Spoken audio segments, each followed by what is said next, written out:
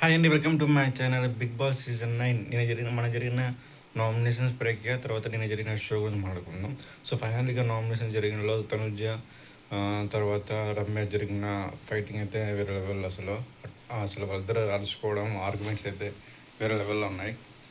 So ఇంకోటి trust break చేసిన Kalyan. So Tanuja nomination చేసి సంజన గారు నామినేట్ చేయడము.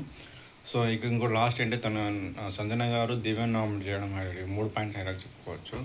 సో నిన్న జరిగిన కొంచెం అంత ఎమోషన్స్ అవసరం లేదు. ఎవరైనా కనెక్ట్స్ అంత ఏమీ కొనసాగవు. ఎప్పుడైనా హౌస్ నుంచి వెళ్ళిపోవాల్సింది 90 days షో అయిపోతున్నాయి.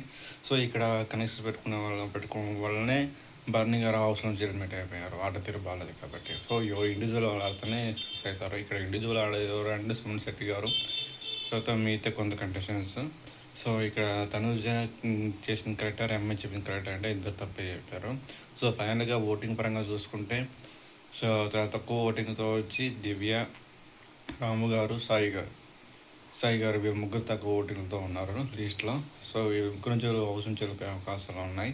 సో ఈ మళ్ళా జరిగిన టాస్క్ పర్ఫార్మెన్స్లో ఇంకా బాగుంది. అసలు వేరే గెటప్స్ వేయడం అంతా కొంచెం వాళ్ళిద్దరు సౌండ్ ఎక్కువ ఆడిసేది మాధురి గారు, తర్వాత సంజన గారు, వీళ్ళిద్దరిని టీమ్ లీడర్కి పెట్టి ఒకే పెట్టడం అయితే హైలైట్ ఇక్కడ చెప్పుకోవాల్సింది.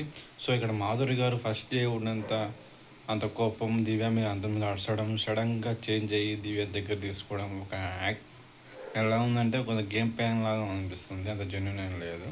సో ఇక్కడ ఎవరు గేమ్ ఆడుతున్నారు, అందరూ మోసపించడం కాదు. సో ఇక్కడ ఓవరాల్గా చెప్పాల్సింది ఎవరు టాస్క్ ఇండివిజువల్ ఆడి గెలిస్తేనే ఆడియన్స్ ఓట్ చేస్తారు తప్ప వాళ్ళ గేమ్ ప్లాన్ ఆడితే ఎత్తిపోతారు.